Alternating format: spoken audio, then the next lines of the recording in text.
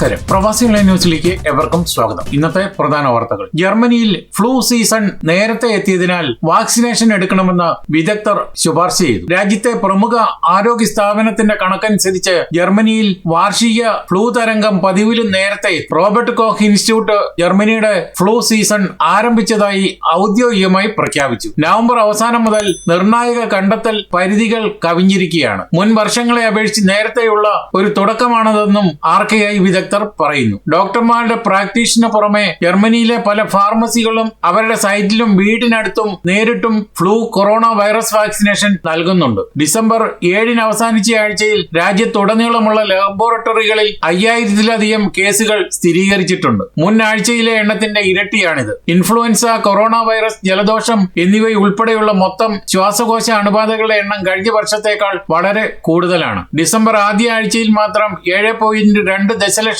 പുതിയ കേസുകൾ റിപ്പോർട്ട് ചെയ്യപ്പെട്ടിട്ടുണ്ട്. ജർമ്മനിയിൽ സെന്റിനൽ സിസ്റ്റം എന്നറിയപ്പെടുന്ന ഒരു ശൃംഖല വഴി ശേഖരിച്ച അക്യൂട്ട് റെസ്പിറേറ്ററി രോഗങ്ങളുള്ള ആളുകളിൽ നിന്നാണ് സാമ്പിളുകൾ RKI പരിശോധിച്ചത്. സാധാരണ ഫ്ലൂ ലക്ഷണങ്ങളിൽ പെട്ടെന്നുള്ള പനി, ചുമ, തൊണ്ടവേദന, മൂക്കൊലിപ്പ്, കൈകാലുകൾ വേദന, തലവേദന, പൊതുവായ അസുഖം എന്നിവയാണ് ഉൾപ്പെടുന്നത്. ന്യൂമോണിയ പോലുള്ള ഗുരുതരമായ സങ്കീർണതകൾക്കെതിരെ ശക്തമായ സംരക്ഷണം നൽകുന്നതിനാൽ വാക്സിനേഷൻ നിർണായകമായി തുടരുകയാണ്. 60 വയസ്സിന് മുകളിലുള്ളവർ, വിട്ടുമാറാത്ത രോഗമുള്ളവർ, ഗർഭിണികൾ, ആരോഗ്യ പ്രവർത്തകർ, അപകട സാധ്യതയുള്ള ഗ്രൂപ്പുകൾ തുടങ്ങിയവർ വാക്സിനേഷൻ എടുക്കണമെന്ന് RKI ശുപാർശ ചെയ്യുന്നുണ്ട്.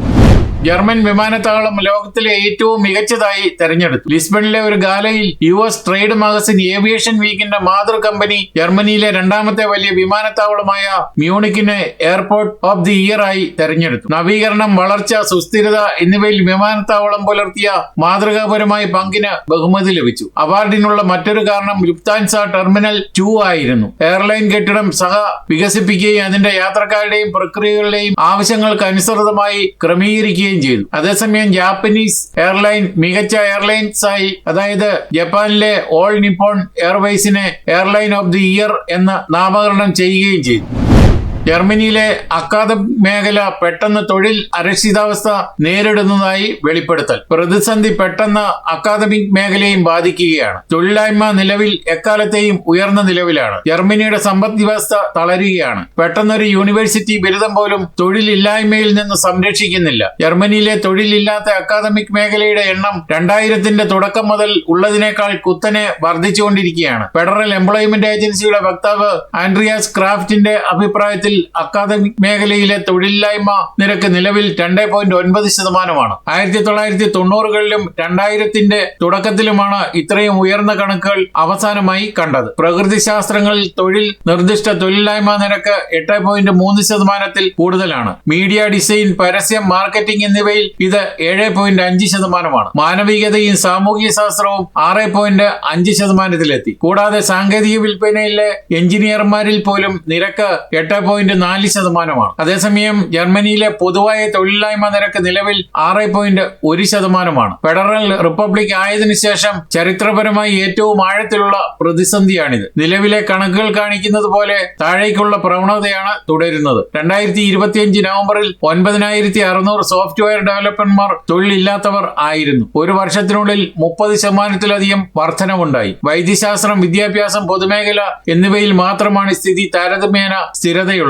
ഈ മേഖലകൾക്ക് പ്രധാനമായി നികുതി വരുമാനം കൊണ്ടാണ് ധനസഹായം ലഭിക്കുന്നത്. പ്രതിസന്ധികളോട് കൂടുതൽ സാവധാനത്തിൽ പ്രതികരിക്കുകയും അതേസമയം നിരവധി തൊഴിലില്ലാത്തവർ സ്ഥിതിവിവരക്കണക്കുകളിൽ പ്രത്യക്ഷപ്പെടുന്നില്ലെന്നും പരാതിയുണ്ട്. ഔദ്യോഗിക കണക്കുകൾ പ്രശ്നത്തിന്റെ യഥാർത്ഥ വ്യാപ്തി പൂർണ്ണമായും പ്രതിഫലിപ്പിക്കുന്നില്ല എന്നാണ്. പല മുതിർന്ന ബിരുദധാരികളും ഘട്ടം ഘട്ടമായുള്ള വിരമിക്കൽ പ്രയോജനപ്പെടുത്തുകയോ തൊഴിലില്ലാത്തവരായി രജിസ്റ്റർ ചെയ്യാതെ നേരത്തെ വിരമിക്കുകയോ ചെയ്യുന്നുണ്ട്. കൂടാതെ ജോലി കണ്ടെത്താൻ കഴിയാത്ത നിരവധി സമീപകാല ബിരുദധാരികൾ ഇന്റേൺഷിപ്പുകൾ ചെയ്യുന്നതിനാലോ പഠനം തുടരുന്നതിനാലോ സ്ഥിതിവിവരക്കണക്കുകളിൽ പ്രത്യക്ഷപ്പെടുന്നില്ല. ഓട്ടോമോട്ടീവ് വ്യവസായത്തിലോ ഇത്തരം വിതരണക്കാരിലോ കാലുറപ്പിക്കാൻ ആഗ്രഹിക്കുന്ന യുവ ബിരുദധാരികളാണ് ഏറ്റവും ബുദ്ധിമുട്ടുള്ള തുടക്കം കാണിക്കുന്നത്. എഞ്ചിനീയറിംഗ്, IT മേഖലകളിൽ ജോലികളുടെ കുറവും ഉണ്ട്. അതേസമയം ബേബി ബൂമർ തലമുറയിലെ ലക്ഷക്കണക്കിന് ജീവനക്കാർ ഉടൻ വിരമിക്കുമെന്ന് പല HR മാനേജർമാരും പ്രതീക്ഷിക്കുന്നു. സമീപ വർഷങ്ങളിൽ മുൻകരുതൽ എന്ന നിലയിൽ ആവശ്യത്തിലധികം സർവകലാശാല ബിരുദധാരികളെ നിയമിച്ചിട്ടുണ്ട്. ലഭിച്ചിട്ടുണ്ട്.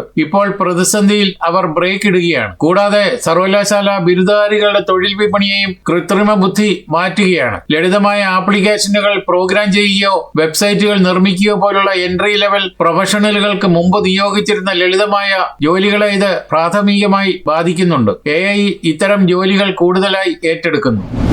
നോർത്ത് റൈൻ വെസ്റ്റ്ഫാളിയ സംസ്ഥാനത്തിലെ ഹെർഫോർഡിലെ ക്രിസ്മസ് മാർക്കറ്റിൽ 16 വയസ്സുള്ള ആൺകുട്ടിയെ ജീവന് ഭീഷണിയായ ആക്രമണത്തെ തുടർന്ന് പോലീസ് ഒരു പ്രതിയെ അറസ്റ്റ് ചെയ്തു. കൗമാരക്കാരനെ പിന്നിൽ നിന്ന് കത്തി ഉപയോഗിച്ചാണ് കുത്തിയത്. ഹെർഫോർഡിലെ ക്രിസ്മസ് മാർക്കറ്റിനടുത്തുള്ള ഒരു സൈഡ് സ്ട്രീറ്റിലൂടെ നടന്നു പോകുമ്പോഴാണ് സംഭവം. കുത്തേറ്റ കൗമാരക്കാരൻ തുടക്കത്തിൽ ഗുരുതരാവസ്ഥയിലായിരുന്നു. അടിയന്തര ശസ്ത്രക്രിയയ്ക്ക് ശേഷം പോലീസും പബ്ലിക് പ്രോസിക്യൂട്ടറുടെ ഓഫീസും വെള്ളിയാഴ്ച പുറത്തിറക്കിയ സംയുക്ത പ്രസ്താവന പ്രകാരം ഇരയുടെ നില മെച്ചപ്പെട്ടതായി അറിയിച്ചു. സംശയിക്കപ്പെടുന്നയാൾ ഇറാഖി വംശീയനായ ഹെർഫോർഡിൽ നിന്നുള്ള 15 വയസ്സുള്ള ഒരു അജ്ഞാത ആളാണ്. ഇയാളെ വെള്ളിയാഴ്ച അറസ്റ്റ് ചെയ്തതായി പോലീസ് അറിയിക്കുകയും ചെയ്തു.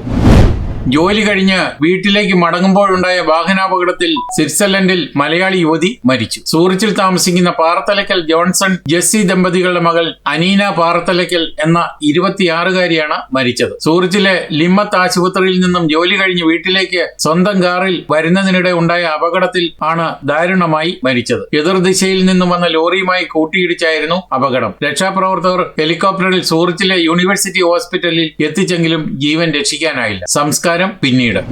മലയാളി നഴ്സ് മാൾട്ടയിൽ ഹൃദയാഘാതത്തെ തുടർന്ന് അന്തരിച്ചു. മാൾട്ടയിലെ മൗണ്ട് കാർമൽ ഹോസ്പിറ്റലിൽ നഴ്സായി ജോലി ചെയ്യുന്ന കാസർഗോഡ് കാഞ്ഞങ്ങാട് കോടോം വേളൂർ തടിയമ്പളപ്പിൽ പയ്യമ്പള്ളി മാത്യു ത്രസ്യാമ്മ ദമ്പതികളുടെ മകൻ ജോജി മാത്യു എന്ന 43-കാരനാണ് മരിച്ചത്. ശാരീരിക അസ്വസ്ഥത അനുഭവപ്പെട്ടതിനെ തുടർന്ന് മാറ്റർഡി ഹോസ്പിറ്റലിൽ എത്തിച്ചെങ്കിലും ജീവൻ രക്ഷിക്കാനായില്ല. സംസ്കാരം പിന്നീട് കാഞ്ഞിരടുക്കം സെന്റ് ജോർജ് ദേവാലയത്തിൽ നടക്കും. ഭാര്യ നിഷ മാൾട്ടയിൽ നഴ്സാണ്. വയനാട് പുൽപ്പള്ളി തൊഴുവത്തിങ്കൽ കുടുംബാംഗമാണ്. മക്കൾ ഡിവോണ ഗോഡ്സൺ. 3 സഹോദരങ്ങളിൽ ഫാദർ ജോഷി CRM ജർമ്മനിയിലെ മുൻസ്റ്ററിൽ ജോലി ചെയ്യുന്നു.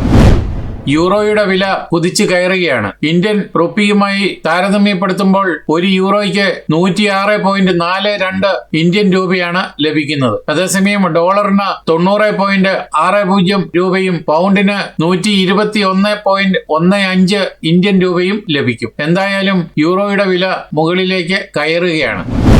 14 വയസ്സിന് താഴെയുള്ള പെൺകുട്ടികൾ വിദ്യാലയങ്ങളിൽ ശിരോവസ്ത്രം ധരിക്കുന്നത് ഓസ്ട്രിയൻ പാർലമെന്റ് നിയമം കൊണ്ട് നിരോധനം വരുത്തി. സ്വകാര്യ സ്കൂളുകൾക്ക് നിരോധനം ബാധകമായിരിക്കും. ലിംഗനീതിയും പെൺകുട്ടികളുടെ സ്വാതന്ത്ര്യവും ഉറപ്പാക്കുന്നതിനാണ് ഇതെന്നാണ് സർക്കാർ വൃത്തങ്ങൾ പറഞ്ഞത്. പരമ്പരാഗത മുസ്ലിം വസ്ത്രങ്ങളായ ഹിജാബ്, ബുർക്ക തുടങ്ങിയവ പെൺകുട്ടികൾ സ്കൂളിൽ ധരിക്കരുതെന്നാണ് നിയമത്തിൽ നിർദ്ദേശിക്കുന്നത്. 2020-ൽ ഓസ്ട്രിയൻ സർക്കാർ 10 വയസ്സിന് താഴെയുള്ള പെൺകുട്ടികൾ ശിരോവസ്ത്രം ധരിക്കുന്നത് നിരോധിച്ചിരുന്നു.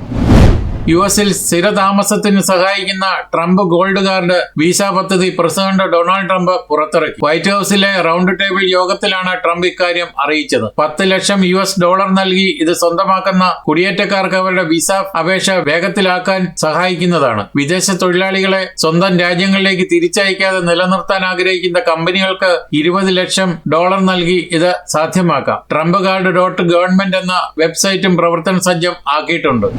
ഇതോടെ ഈ വാർത്താ ബുള്ളറ്റിൻ ഇവിടെ പൂർണ്ണമാവുകയാണ്. നിങ്ങൾ നൽകി വരുന്ന എല്ലാവിധ പിന്തുണയ്ക്കും ഹൃദയപൂർവ്വം നന്ദി അറിയിക്കുന്നു. അതോടൊപ്പം കൂടുതൽ വാർത്തകളും വിശേഷങ്ങളും അറിയാൻ യൂറോപ്പിലെ ആദ്യത്തെ മലയാളത്തിലുള്ള ഓൺലൈൻ പോർട്ടലായി പ്രവാസികൾക്ക് സന്ദർശിക്കുക. അതുപോലെ തന്നെ സംഗീതം ആസ്വദിക്കാൻ കുമ്പിൾ ക്രിയേഷൻസ് യൂട്യൂബ് ചാനൽ സന്ദർശിക്കുക. ഞങ്ങളുടെ ക്രിസ്മസ് ആൽബമായ ക്രിസ്മസ് ഇൻ ഹാപ്പിനെസ് ആസ്വദിക്കാൻ കുമ്പിൾ ക്രിയേഷൻസ് യൂട്യൂബ് ചാനൽ സന്ദർശിക്കുക. നന്ദി, നമസ്കാരം.